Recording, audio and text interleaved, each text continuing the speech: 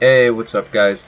Today I just wanted to do a video, and I wanted to share some of our findings over the last year, per se, from a lot of our research, going to different locations, what we've learned, and maybe go over some things, and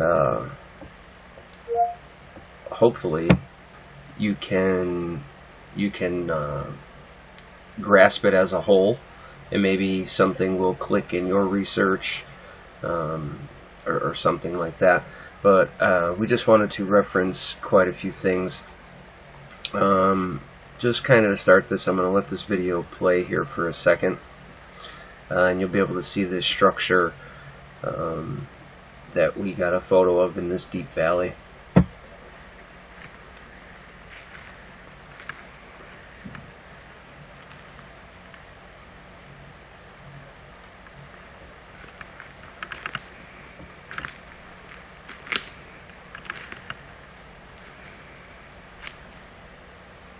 A tree bend that goes right into. Okay, so we've kind of got a lot going on here. There is a tree bend going right into the structure itself here, and then you have what looks like your classic teepee, I would say, but instead on top here, what you're getting is somewhat of a directional marker, I believe. Later in this segment, I am going to share, it's actually a good book written. I don't want to divulge anything until then, but they kind of go over what they've found through their years of research and from other people, and there's depictions with photographs that kind of like their meaning of the things that they actually found. So when we started finding structures like this in Western New York, it really helped quite a bit. This is at another location, also in Western New York. You can see your classic tree bend here, and that's quite a big tree to be bent like that. That's actually one of the bigger ones that we've seen. This tree here was actually brought here. It looks like some type of ash or some type of tree. Not really familiar with it, but it's not like the tree over here that you see, or the young saplings here that you see. It kind of stands on its own, so that was brought in by, we believe, Sasquatch, and to cause this bend here for some reason. A little bit later I'll get into some of our thoughts and theories, and I kind of wanted to just share with you some of these for right now. This next photo here is a photo that we captured at that location where that tree bend was. The camera, we've noticed that if we put the cameras lower to the ground, we were getting more evidence. It may not be substantial, but it was a lot more photos relevant to our research. So what we decided to do is kind of pinpoint the direction we believed their core locations were. If their core locations were to the northeast, what we were trying to do is say, like if we related it to an animal or a deer, that Sasquatch is going to come out of their core area to whatever you have left it, possibly. It doesn't work all the time, but it's a good train of thought. So what we did is we pointed the cameras essentially southeast on a tree. So when the Sasquatch would come out of their core location, they would virtually pass the camera. They weren't seeing the red eye, they weren't seeing anything, and it was at the base of the tree. So if they are walking or even on all fours, the chances of them seeing the camera was less. And it worked in a few different occasions until they kind of caught on, and that's when we just pulled the cameras right out of there. But we did capture this photo here, which is intriguing because it really doesn't look like a bear. It's fairly big. The hair structure is quite long. I mean, it's either a bear or a Sasquatch, because the height, I think we referenced way back when in a video where my friend was standing during the daylight hours, was around 6 foot. And if you gave the distance and you started figuring out measurements, regardless, that's at least 3 foot. I'll say that. So it's at least 3 foot. Let's just go with that. So that's relatively big. On the next photo here, you might be able to see me in the background. That's because the overlay from the computer, the way it was taken. This is where it moved off. So if you see here and then it went to the next, it's almost like, could it be a shoulder? But that would be too short at 3 foot. So it almost looks like a hind quarter of something, but there's no tail. And even bears have some type of a tail. So if this is a bottom that you're looking at, or a leg of some sort, you could definitely see the flex. There's a flexation right here along that muscle. So we're kind of, we think we know what it is, but is it proof enough? I don't know if you'll ever know. This next photo was taken in July. This is actually at the same location. It's kind of dark the way it was taken. The original's lightened up. It's on a different laptop. This is kind of lightened up, and you can see the outline of what appears to be a face or some sort, and you can see this hair here. I really wish I had the better picture to show you. You might be able to see it in one of my other videos a while back. This trail camera was on the ground also. I think it was roughly 2 feet off the ground. And what happened is, from the left side, we believe that this is a juvenile Sasquatch. You can see the hair here. We believe that it was coming from the left, heading to the right of your screen, where on the right screen there was something we left for them. And on his way, or its way, it seen the camera. It walked past it long enough for it to trigger, and this would be like an eye here.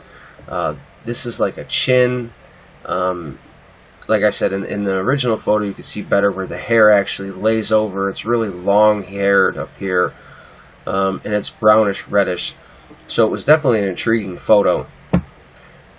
These are some more possible stick structures. We have one here.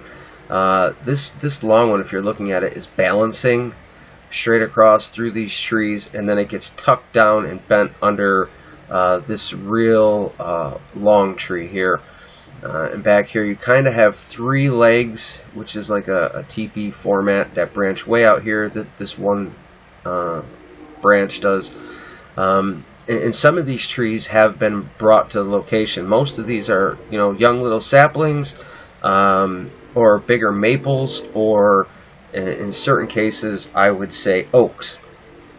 And these trees, like this big one in the middle, are usually brought in to the location because they don't fit the bill. How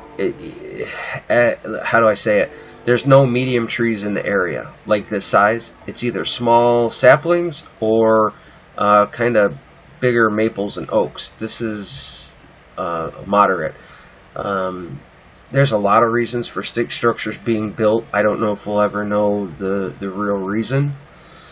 I mean, could it be for communication? It could be. Could it be, for helping other Bigfoot families, find their way, like a map?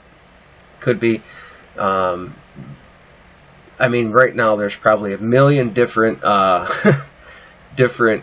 ways to interpret this kind of thing. But I think it's interesting. And in this photo, it's a common thing across the nation to find bundles of sticks like this. It's not standard deadfall. Deadfall doesn't pile itself like that. If it does, it's very, very rare that could even happen. And we would find piles like this in multiple locations. It's intriguing to us. Like, you know, we're still learning and then trying to figure it out. We do have some theories. Some we share, some we don't. But if you start finding piles like this, you should pay attention, because it means they're spending a lot more time to bring these piles here, to drop them off. A lot of people say, well, hunters would do that. I don't know one hunter that would do that. There's really no reason. That's not looking like a blind. And nowadays, guys, 90% of hunters do not build their own blinds. Maybe a farmer or a guy that owns his own land, where it's going to be there for a long time. We buy the synthetic, you know, from the store. You go to your Walmart, you pop up your blind. Simple, easy, you know, more effective way than building your own blind. And this definitely isn't big enough to be a blind, but you'll start finding piles like this in your research. And the next two here, this was a structure that we found that had been added to quite a few different times. You can see how they're interlaced in here. One's weaved under another. It's quite interesting. You know, could it be deadfall? Very rarely does deadfall happen this way. Like this tree right here is totally bent over all the way out here. There are circumstances. It's not snow load. You will notice snow load if you're from the Rockies or Northwest or Canada or, you know, Western New York. We get a lot of snow. I'm south of Buffalo, about an hour. And when you're a hunter and stuff, you pay attention to what goes on in the woods. You know what snow load is. You can tell what wind damage is. You can tell what rot is. So if you start to pay attention, you'll start seeing these structures. But this was one that actually had a living tree in the midst of it here. They were using it kind of to brace upon, we believe. But it was intriguing nonetheless. And this is just the, there was two in a row, just a little broader view of it. Now, not too far from that structure and where we got some of those photos, we found this. So, you know, you've got your classic X right here with these two trees. But if you look over here, all along the ground are these logs. And it's like they were placed there or brought in there. As you can see, the bark does not match the bark in this area. The trees just don't match. They're not saplings, they're not oaks, they're not maples. They might be birch, or they're not really poplar. I don't believe so. But they were definitely brought here, and there was like 10 of them that are laid here, and we couldn't figure out why. We didn't know if it was a bedding or if it was like a very important site. But your classic X usually is the do not enter, or the barrier marker. This is ours, that's yours, you stay on your side. But there's multiple ways to interpret this. You know, you even have a possible X going on here. I don't like possibles. I like things that blatantly stand out, and then I try to figure out why it could and why it could not be related to Sasquatch. And then when you're left with your unknown, the chances are that it very well could mean something in your research. You know, some people like to follow them from one place to another, and they say, you know, structures line up. That's a possibility too. So you never know. And this photo is a little blurry. Once in a while we'll get a few blurry ones. Some people say that's because they were close by, and since they vibrate at a higher frequency, it screws up your equipment. A lot of people I've talked to have had malfunctions with their equipment while afield. We have two where batteries would be drained, cameras would just shut off, lights have been seen. I have a whole slew of videos that I share, and the reason I share it's our research. You have to be true to yourself. Into your research. If you're not, and you're withdrawn and you're hiding or not wanting to tell somebody something, I feel that you can't be effective. because you can't fully express yourself. And the only way to have a thorough research program going on is to be true to yourself. I know many people across the board, people you wouldn't even believe, who've had types of paranormal experiences with Sasquatch, as we have, as myself, and blatantly either disregard it, blatantly make up some type of story in their head thinking that it's not real, or understand that they've seen it and just chosen not to tell anyone about it. I think they're not being fair to themselves. They're never really going to get the true answer if they keep hiding, and that's not the best word, but keep hiding what they have seen. But back to this structure. This is just a small one, I believe, done by a juvenile or a mimic of a parent. You've got a lot of little branches and limbs here that are stuck in or stuck over this one, and certain ones propped up. Now remember, everything in the woods is not a stick structure. No way, no how is it. I was a hunter, I still am a hunter, 20-something years. The thing is, when you're a hunter, you're looking for deer. Your game plan is deer. Your motivation is deer. Your whole way of thinking. Very few people go in the woods and observe everything. You're overwhelmed. You cannot possibly do it. The sounds, the sights, the smells, everything overwhelms all your senses. So, being overwhelmed, you do not pay attention to stick structures. You just don't. Until you have some type of situation or encounter, and then you start researching and paying attention. And then when you go into the woods, you start seeing these stick structures, and you'll start to understand certain things. See, I can't expect a person that wants to know, or somebody on the outside of the Bigfoot world, to possibly understand anything that I or anybody else says, because they just wouldn't. They don't have the common base for it. They don't know what's what, who's who, and they just don't know the whole paradigm. So to them, it's overwhelming, or it could be laughable. Hopefully in the future we all can change that by educating them. Now this is actually just outside of our city limits. I was doing some live time out here, sharing on Facebook from the woods and researching, and I would start to find structures like this, smaller ones, but they always seem to be 1, 2, 3, 4, 5. They're just perfect almost. And you could tell how they're placed there. Now if you look, there's no other trees near this at all. I think the closest tree is at least 8 or 10 foot away, and the barks don't even match the color barks. This is almost like a creek wood or driftwood style of wood, like it's petrified. And it's been placed there. So could a juvenile have done that? Yes, they could have. There's so many probabilities that we're all still learning, and it seems that just when you think you got a grasp on them, you don't. They change things up. Now you have another stick structure here, which is also intriguing. Most of the butts of the branches are faced up against the tree. That's roughly 6 foot high.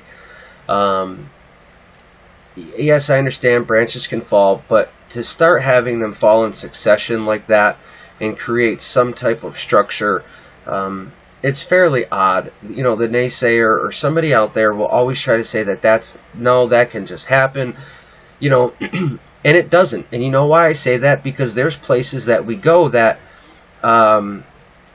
don't have a history of Sasquatch, or they're not seen, or things like that. And when you go in the woods there's none of this. There's none of this. So it's like a compare and contrast situation where you would compare, known locations or sighting areas of Sasquatch and compare it to places that just haven't had the sightings, or so on and so forth. You just don't find these structures. So they're placed for a reason. Now, this photo here, is very intriguing. We believe it to be some type of bedding area. Just the vast amounts that were brought into here and piled up. Now this is quite a ways in the woods, a good mile, and we just happened to stumble across it when we came up and over a ravine, and we seen it. Some of this stuff is 2.5, 3 foot high back in here. This is a lot of debris, and there was a few more. I don't know if the pictures actually came out or not, but we believe this to be some type of bedding, because in the middle it was a little more shallow, but then there was this big log laid right down the center, and it was very amazing, you know. And the thing is, see this huge pile of debris here? Like, there's no farm, there's no tractors or humans or pathways in, you know. Somebody wasn't out there just cleaning up the woods because they were bored one day. What I'm saying is that this was made for a reason. Once you can start to distinguish their reasonings and how they move and where they possibly have their core locations, you can start to tie things together. And then, as you see in this photo here, one of our researchers was taking the photo as I was walking into the area. Once again, it's that old driftwood. It's not the actual tree. It's more like most people would say, well, it's just a dead branch, or, you know. Then you've got a pile over here to the right, and those are all freshly still live. Well, they were live until they were broken off, but it's much more recent because the way the snaps were done, the breaks, you could still see how white they were. And this was actually the first time we found a small structure with a pile by it.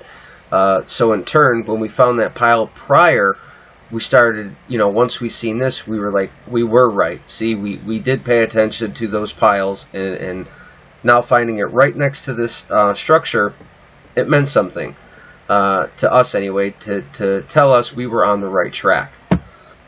And we found this structure right out of the city limits again, because we never thought that. People would always say, you know, I've seen them close to the city, and we never believed it. You know, we're taught as people to say that this species, paranormal or not, is not near the city limits. You know, it's just infathomable that they could be. They can't be right under our nose. Well, this is literally 5 minutes out of our city limits, and we found one of the huge, you know, biggest structures. It's huge in nature that we've ever found. Some of the debris, and this is the reason I want to show this, some of the regular debris has fallen over here to the left on the ground. But as you can see, all these sticks all the way around it, there was at least 100 stacked up. And people don't take the time to do that. I mean, even kids are, for lack of a better word, ADHD. They get bored with things very fast, and they wouldn't take the time to do that. So the next succession of these photos is to show you the structure. And as you can see, some of these are really tall. They go way up the tree. That's just a slightly different angle. As you can see, this was taken on May 23rd of this year. There's me standing next to it. I'm approximately 5'9½". So you can get the gist of how big the sticks really were, how many there were just on this one side. You're probably looking at 30 or 40 on this one, you know, half of the tree. And what I did is I had got into that little open area there because I was checking things out and looking at the breaks, how they were. And once again, if you do notice, a lot of these, I understand they're dead, but they look like that driftwood. Do you see what I'm saying? But anyway, in on this one branch here, this big one right here, I did have a photo of it. I shared on a podcast years ago with the ECBRO, and carved into this were 3 letters, M-A-Y, May. And at that time, at that particular time, it was funny because we were talking about how much activity we really had during the month of May in my region. May, June, and July seem to be the most activity until recently.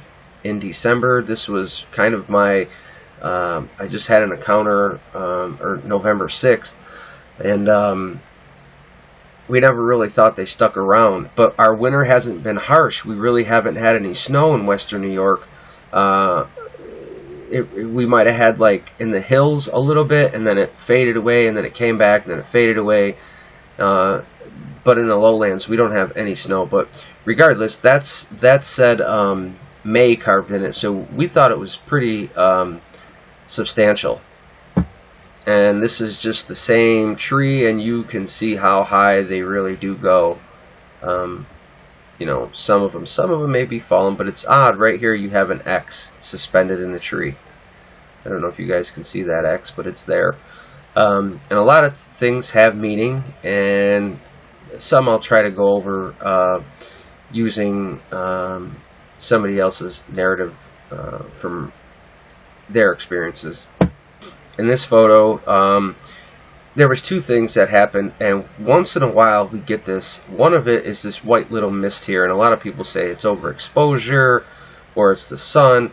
Well, you can clearly see the sun is almost to my back right shoulder, as the shadows on the ground are going across from the bottom right to the mid left.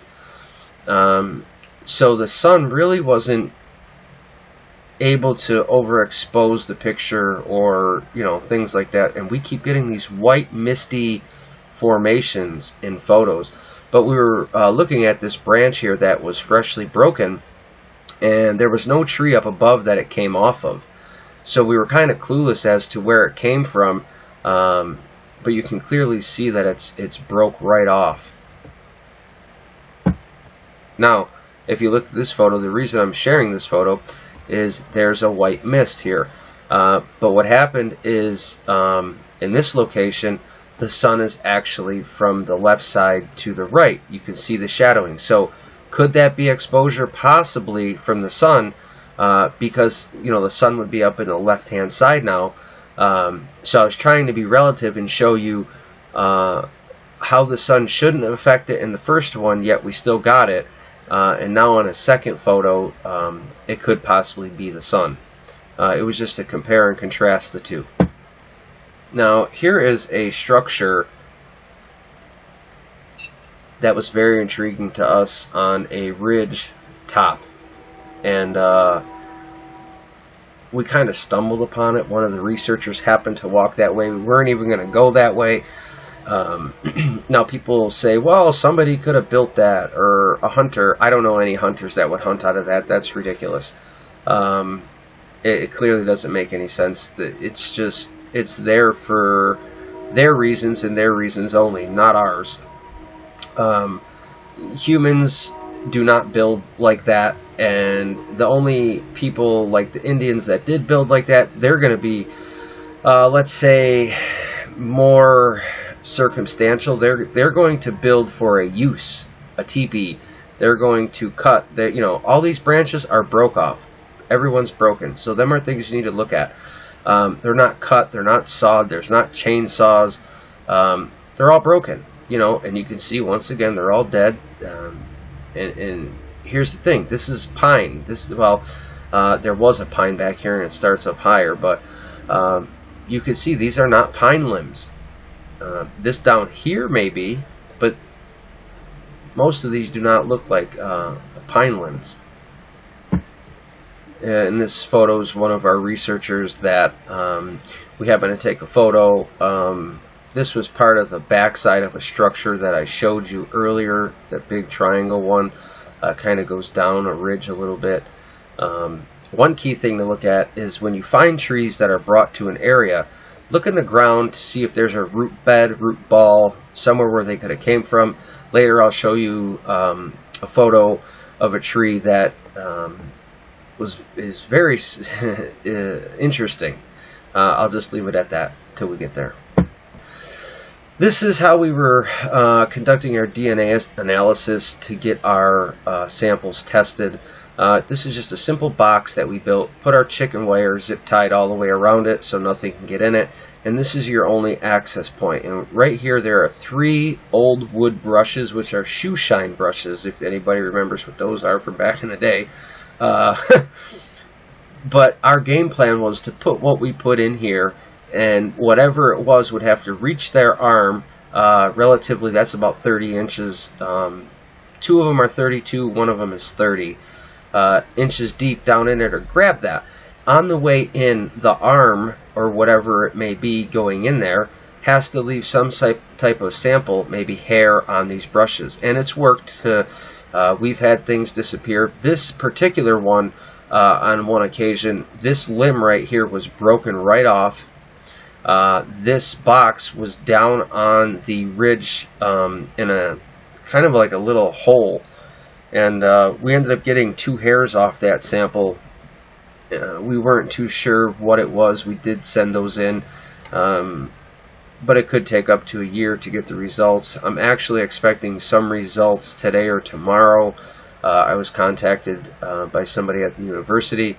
They said the samples have 4 of the, I think it was 14 samples he has, were tested, and I should get some results. Maybe they'll be good. Who knows? I don't know which ones were tested, but it's a process. It's definitely a learning process. Now, I'm going to talk about this picture here because we really don't know. There are some people out there stating that Sasquatch does have some type of alphabetic language or symbolic language, which is definitely possible. You can't write off anything. What we have out here is we have the flesh and blood, we have the non-believer, which is totally against it. We have the skeptic, and we have both sides, the paranormal and the flesh and blood. So if you just look at the paranormal and the flesh and blood groups, what is happening is there is a rift, yes. One side says you're doing it wrong, the other side says this. The paranormal believe they're right because they're on the better track. And we don't even know what this thing is, but relative to that, my recent sighting, I seen the physical and, let's say, the metaphysical state of the species as it happened in front of my eyes. So can I say either one of them are right? No, I can't. All I can do is continue to do my research and try to learn and understand that they can do both things. They can be physical and, metaphysical. I don't like to say cloaking and stuff like that. I don't like to call it woo. It's fun. I guess people can call it whatever they want. But when you're really delving into this and trying to learn, there's so many stories relating, to the Bible and so many other things. You can't clearly, my point is, you cannot clearly say one is doing it wrong and the other is right. So what you have to do is pick through both sides. You have to pick through the paranormal, you have to pick through some of the flesh and blood. You have to start to put your own puzzle together. You can't totally write off everything because you have to have a learning process. And like I say, I take everybody's information in, but I am Catholic and I do have my religious beliefs, so I can't fully open myself up to the unknown when I don't know fully what Sasquatch is. I think that wouldn't be right. That wouldn't be appropriate on my part. So it's baby steps and it's learning. And the ones that fully flip to the other side, I can understand why, to the paranormal, because I've had it happen. But I'm not going to let it flip me that fast. What I need to do is a lot more research, a lot more reading, a lot more discussions with people or interviews with people. So if I talk to many flesh and blood researchers and let's call it woo Bigfooters, you learn from both of them, and you could start to let's say the FBI, how they do it. They're going after John Gotti's crew there. They got all their pictures up on the wall, and they take the strings and the tacks and they start tacking things together and points and dates, and you start doing all that. regardless where it's from. If it's paranormal, or if it's flesh and blood, or if it's tree knocks, or tree pops, or balls of light, and you start putting it all together. When you ignore certain things because you think that you're right, that's when you're going to lose a lot of information, and you're essentially doing the same thing over and over again because you thought, well, let's say I was dumb for being a flesh and blood person, or I was dumb for being in the woo. But what happens is they ultimately keep doing the same thing because they're just focused on the paranormal now, or they're just focused on the flesh and blood. They won't take the time to go ahead and look at things. But enough rambling. This is a possible letter or a symbol that we found. Now, you would look at that and say, hey, that could just be falling off a tree. But in reference to where it was, what we found near it, so on and so forth, we believe it had to do with them. When I say them, I mean Sasquatch, Bigfoot. I don't like to give out wrong terms and so on and so forth. So you should really pick up on doing your research, reading books. There's so many people out there trying to teach, and I feel that you can take pieces from what they teach, but you have to take everything with a grain of salt, because if you don't put it all together yourself, you're just continually fighting an uphill battle. And this photo, to change gears a little bit, we believe, I believe it's some type of nesting area where they started building things, debris up. And as you can notice, the camera wasn't moved. We've got more of this white misty stuff going on. Now, it's later in the day here. There's no shadows. We're in some pines. There's no sun exposure here.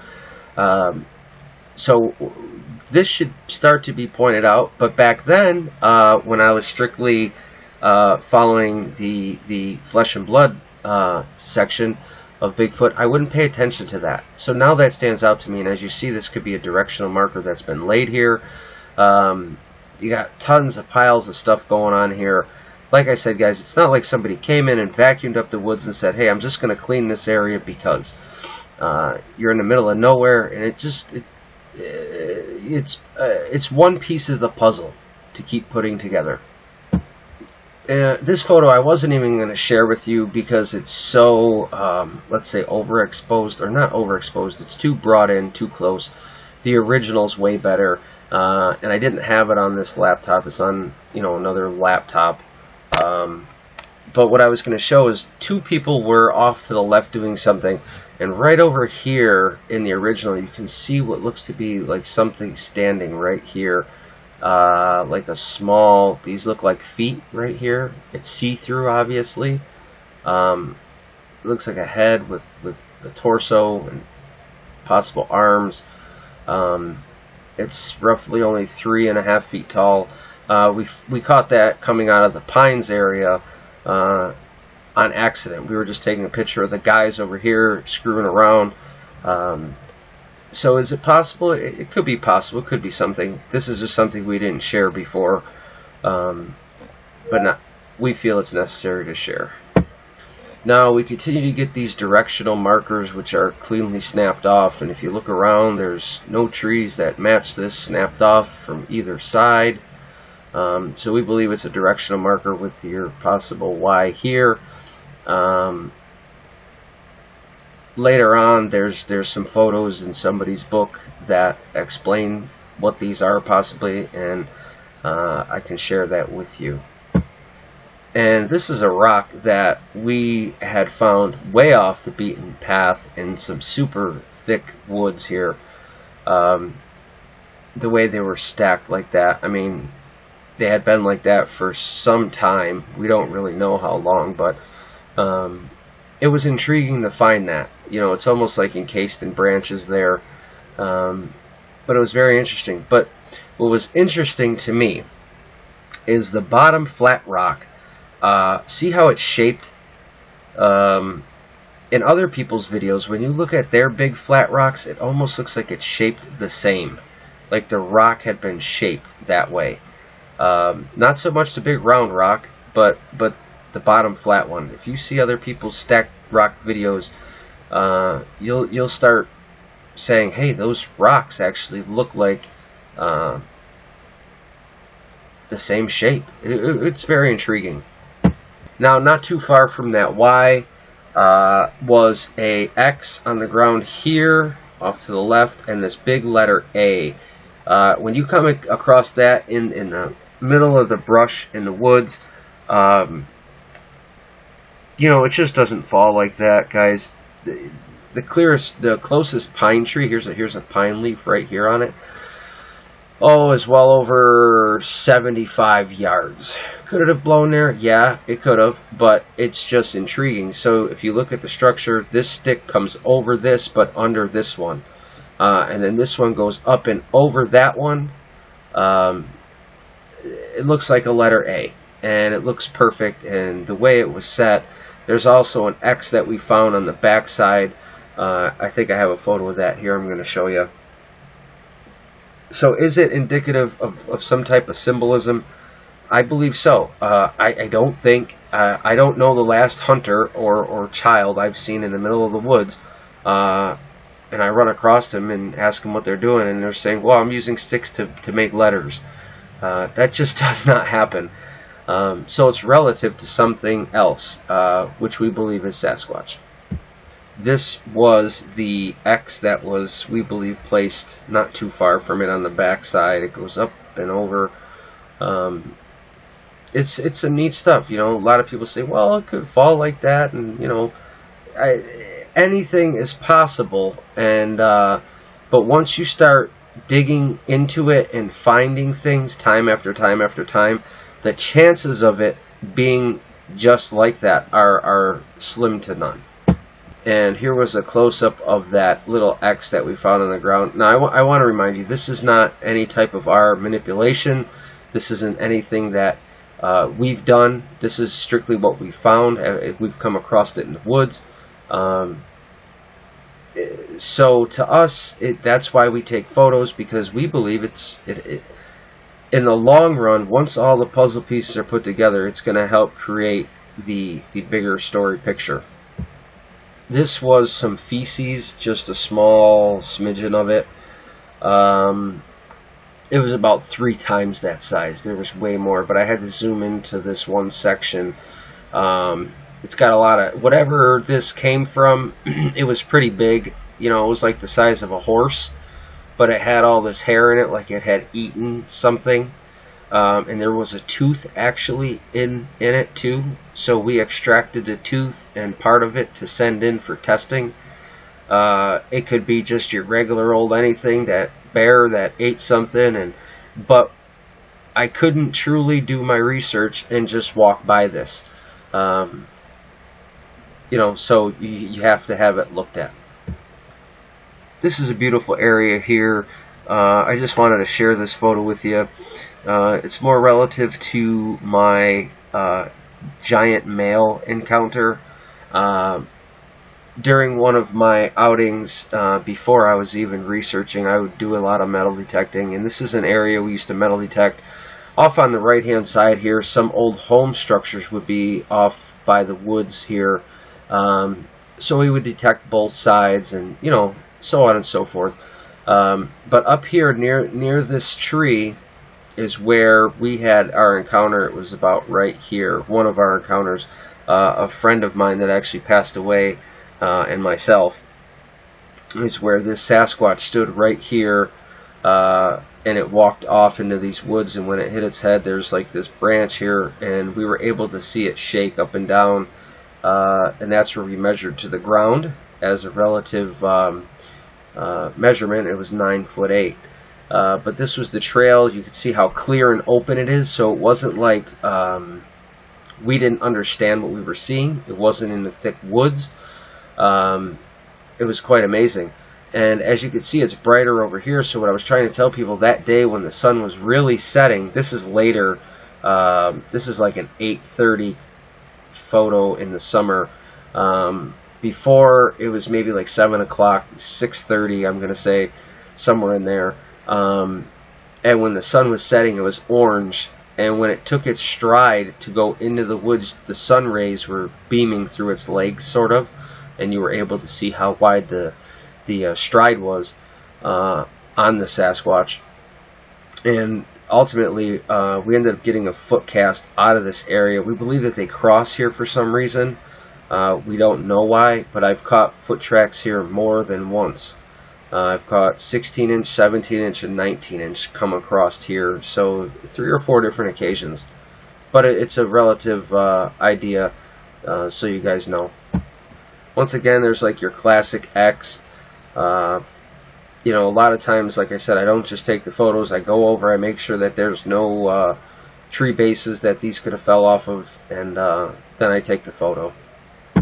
Here is a possible print. This is very, very big over here, and you can see what seems to be toes in the dirt. We weren't able to cast this because the farmer had actually came within about 10 minutes, and he was tilling the field that day, kicking the dirt up, you know, getting everything fertilized. But it was relative. We wanted to share it, so this would be the toes up here, and that would be the heel from what we're taking, and you can see how deep that is. It's fairly deep, so that's a lot of weight that would have to do that. It's just interesting. Now, I don't know if this is a juveniles over here, but we've seen the indentation once we took this photo. This photo here shows what I call a gate. These are far-reaching areas, I believe. They're, let's say, southern, northern, easternmost zones that they travel, and they hang these gates. That's what I believe, because I always find them on the perimeters. I never find them inside the core areas. Outside the core areas, I find them. There was only one time that I found a gate, and it was real close to what we believe is a bedding area. But it's suspended, and what happens is they force it down between some other trees, and it's just there. So it lays there, and people say, well, you know, it could have broke off from another tree. So you go over there, you look for a base, you look for the roots. If it's not there, you say, hey, how'd this tree get here? And then how did it fall between 5 or 7 or 12 different trees to land like it did and balance like it balances? So when people say it's a coincidence, you have multiple coincidences going on. 1 tree, 2 trees, 3, 4, 5, 10, 15. It would take so many coincidences for that tree to just land and balance like that, not just one. So keep your eyes open for that. It's just a beautiful picture of the pond area, some of the thicket back in there. And people don't understand why Sasquatch can be so elusive. Well, if they're taking on a physical or a metaphysical body, if they're light, if they're some type of light being, if they're this, if they're that, we don't know. But we do know 2 things. Well, I do know 2 things. I know that they have a physical body and a metaphysical body. So why they have that physical body or what they're using it for, those are the types of areas you should be searching out. The thicker areas near some type of resources. The metaphysical I have not really figured out yet because that kind of just happened to me. So I'm going to be doing a lot more research. Here's just a good game cam photo. This trail here was one of the areas that way back I believe I caught a Sasquatch coming across this trail. A lot of people thought it was a skier. I just wanted to share this because of all the deer, so people could really take a look at, you know, nature up close. Deer are very smart animals, and what we need to do is start paying attention to what the animals do to lead us to certain things. Now these next 2 photos I'm going to share I referenced earlier. I told you when I get to it I would show you.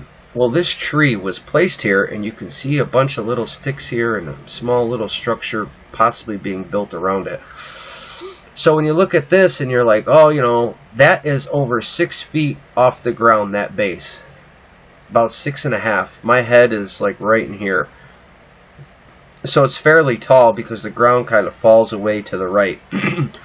So when you look at that, you would say, oh, it could possibly fall. And so let's share you the next photo. So when you actually look at it, I'm taking the picture. You see how high it is above my head? Well, now if you actually look, you can see there's no root ball or stump in the ground. And if you take a look close, if you look at the surrounding trees, this tree does not even match. So you wonder, where did it come from? Who brought it there and why? And you see how big that tree is. And it's fairly long. It's something like 14 feet long, 16 feet at least. It's fairly big. So that root is stuck up in the air like that. If you come over here, you have no root ball, no nothing, no damage to the ground, like it was torn or ripped up. 9 out of 10 times when you see trees that are uprooted, it's got a huge mud clump with it because it takes the whole floor with it. And in this case, it's not there. So this was obviously placed here, carried here from a while away. I can't say a while or a distance, but the closest trees that match this are well over 400, 300 yards away. So it's very intriguing to start paying attention to things like this. But don't just jump to conclusions. You know, figure the ins and outs of it first. In this picture, it's actually in one of our videos. This is a classic tree bend.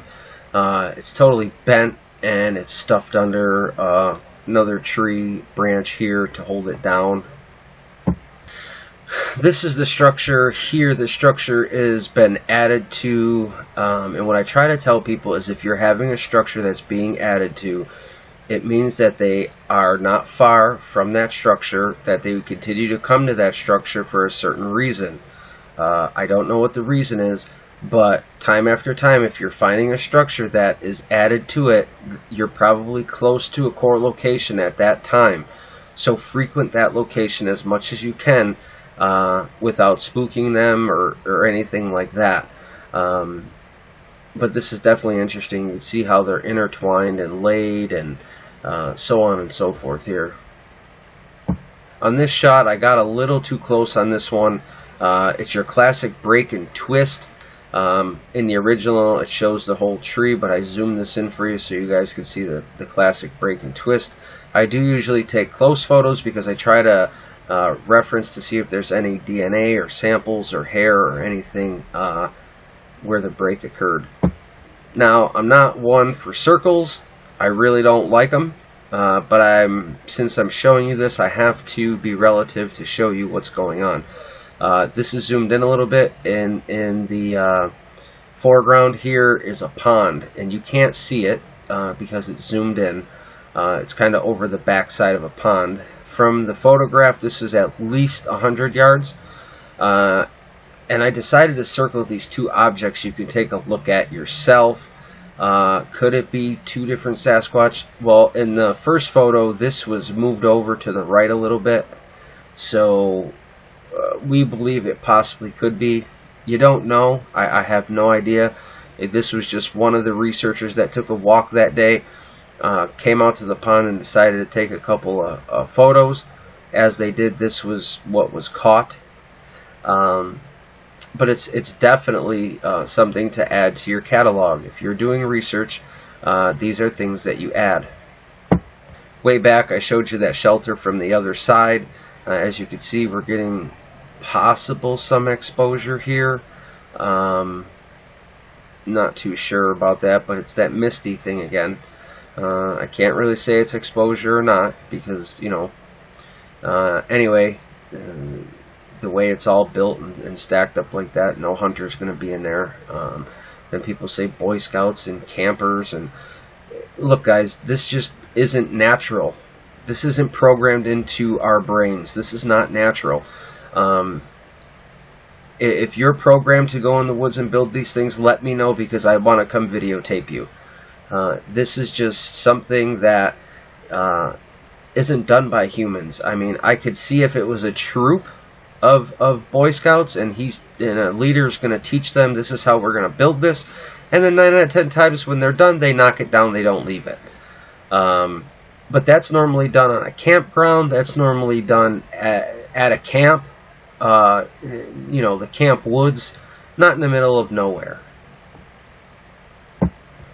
Here's some more piles that we found completely broken. Look like the driftwood doesn't match any of the trees per se. It's just some more research data. And once you start compiling it and start marking these things on a map, see what we do is every tree knock, every whoop, everything that we've ever had happen, audio, different types of languages, structures, piles, dens, core areas, sightings, we all are putting pinpoints on a map. And what we're trying to do is figure out how they move.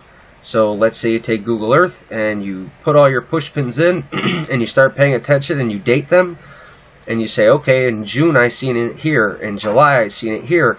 So what you can do in essence is go back the following year and find out, is it still move? Are they still moving from A to B?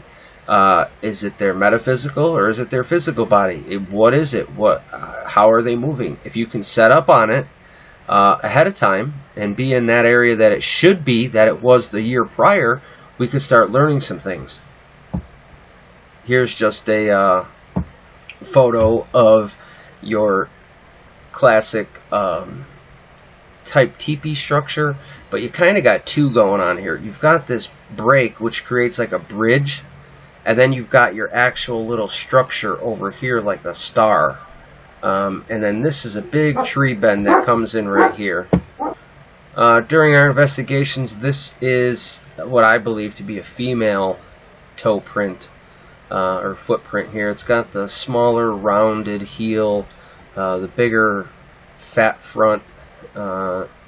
It was in that what I call ryegrass, really thick grass, almost a little swampy. So we got the footprint here, but your definition of it isn't going to be that good. The total length of this one was 13 inches. One of our researchers showing that a classic break and twist, that is relatively just about 8 foot. My friend researcher here is roughly 6'2", and you can see by his arm length, so you're close to 8 foot on that. And in this one location, we were constantly finding around 8 foot breaks. That's another key thing to look for. If you're in an area, are you getting these tree breaks? Are they all at the same heights? That can help with your research. Now this tree is very intriguing. This took some force. This took a lot of force. As you can see, it wasn't struck by lightning. There's no black streaks. There's nothing smoldering. There's nothing burnt. The wind did not do this. This is completely, almost forcefully shattered, like it exploded in a sense. I think the tree was only about 15 feet high, something like that, 17. And it was just completely broken, shattered. So it was something interesting and unique. I don't see too many photos like this coming from people. This is almost a sign of aggression, we believe. Kind of like when a buck goes in rut, how they tear up the trees even worse. This seemed like it could be mating, or it could be, a sign of aggression. This is one of the smaller but intriguing structures that we found. One of our first, actually, when we first started researching, kind of in the denial phase in the beginning. But it's interesting nonetheless, and some of the trees do not match, like they're brought from all over the place. But in this one, what was intriguing, we have sticks going both ways. There's meanings to that people talk about, but I can't really express any because we don't know for sure. Now, this photo may look blurry to you because I zoomed it in really, really close. But anyway, I'll tell you what had happened. We had seen something paranormal way back when, before we were willing to admit anything about paranormal. The whole ground looked like it was lit up. As you can see, these purples and yellows, and there was pinks, and it's not overexposure, it's not pareidolia, nothing like that. We actually physically, with our eyes, seen the light coming out of the ground. It was definitely perplexing. So our first instinct, I grabbed the camera that I had hanging around my neck and started shooting photos. I shot about 5 of them. In this one photo here, we caught this over here. I'm sure I didn't have to point it out to you. It looks like some type of being walking. Almost looks like it has some type of helmet on, you know, like a motorcycle helmet. This thing would only be about 4 foot tall, but it was definitely in stride or doing something, going somewhere. This was last year during the winter. Well, not winter. It was spring, but there was still snow. It was like an April photo. And we were some of the first people up there. There was no other foot tracks, no ATVs, no snowmobiles, because there just wasn't enough snow. I mean, technically enough snow for snowmobiles. It was just maybe 2 inches on the ground. And we caught that about 100 to 115 yards off into the woods. And we didn't even see this, whatever this is, being. We were just taking a photo of the lights. And we happen to look at the photo and see that thing. If you see anything like that, let me know. I still don't know. Could it have the alien connection? We don't know. Like we said, is it part of the metaphysical of them? We don't know. So we're all learning. Here's another area that we would gift at. This gate that we found, we thought would be on their northernmost section of their core area. It's free floating. This whole end is just floating by itself. This is not connected to it. This has nothing to do with it. This is just a stick that comes off of here. This is free floating right between this tree, and it stops way down here on the right hand side inside that tree. And what we would use it for, we'd put our apples right here. We would place our apples as a gifting area. And one time up in one of these left-hand corner trees, we found an apple way up here placed. We have a photo of that, but that's on the other laptop also.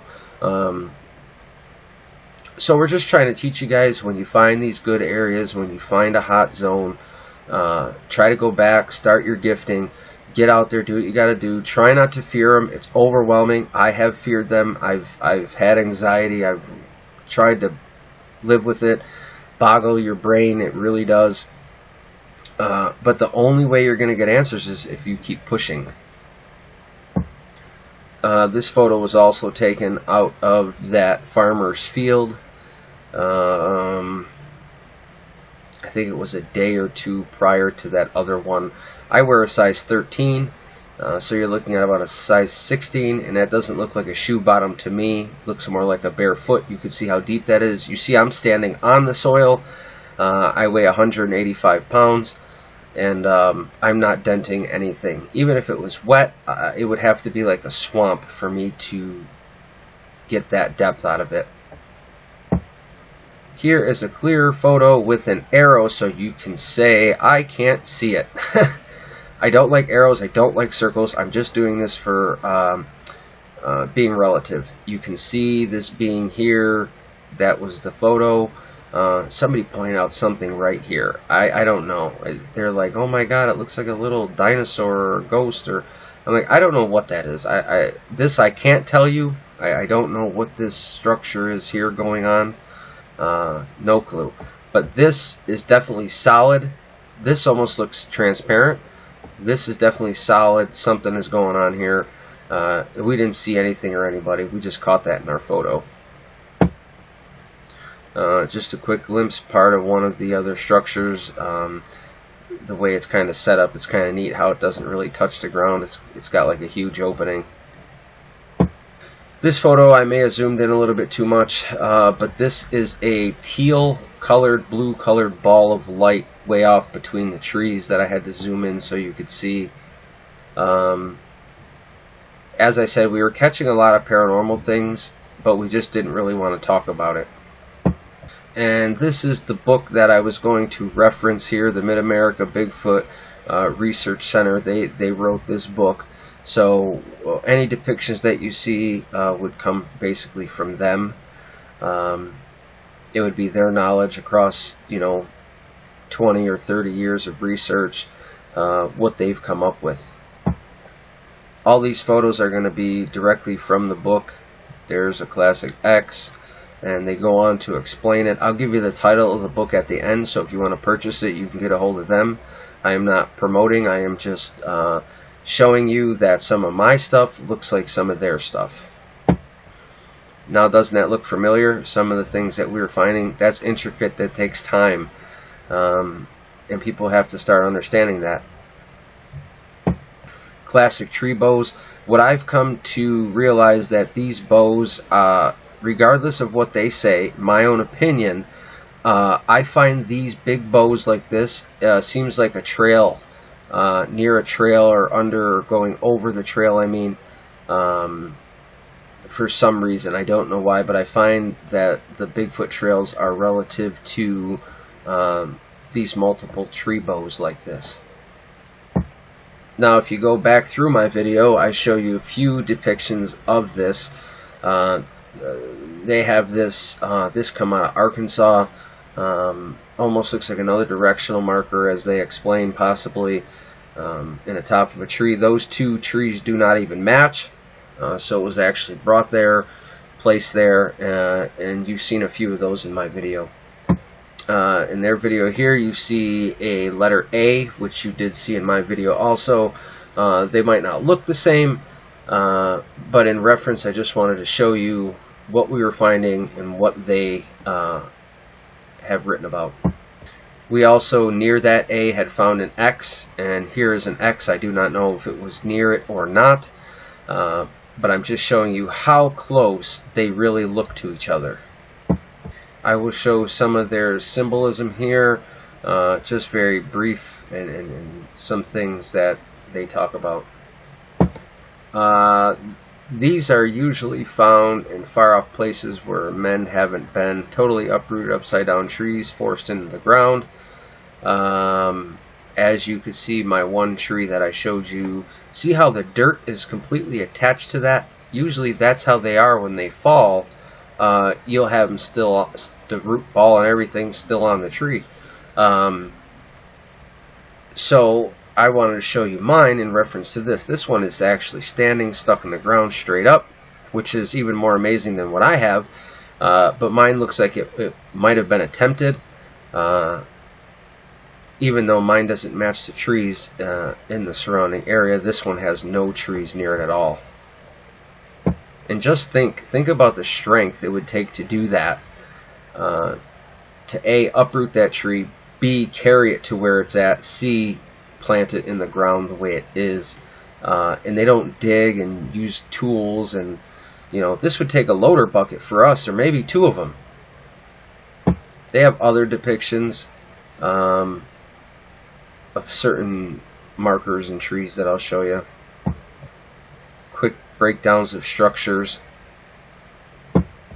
That would be like your classic bow, but they go more in depth, so I urge you to read this book. Here's one where they're showing how many inches, what's the height, which way it points, other trees that are entangled in it, so on and so forth, and then they try to come up with a meaning. This one is a dome, common name for a teepee. This is the name of the book. I would suggest you could pick it up. It's actually a good read. It has some good knowledge in it. It's called In the Shadows, Marker Analysis in Bigfoot Research. It's very well written by, I believe it was Gutierrez is the name. But I showed you the symbol earlier. I know some of the people, but they did a really good job writing this, and you know, we're taking their interpretation, which is fine. I don't know if it's true or not. They might not know. It's just what they've understood doing research in the field. This is from one of my friends. He actually sent me this.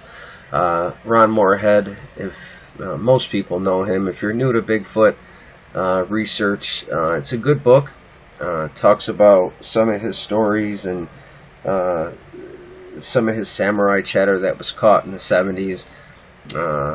He's also written some quantum books. It's a good read. Voices in the Wilderness, it's called.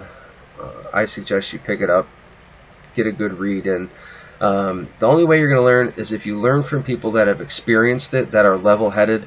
The people that have experienced things and kind of gone, lack of a better word, cuckoo, in a sense, it's hard to grasp or learn from them because you don't know if it's correct or not.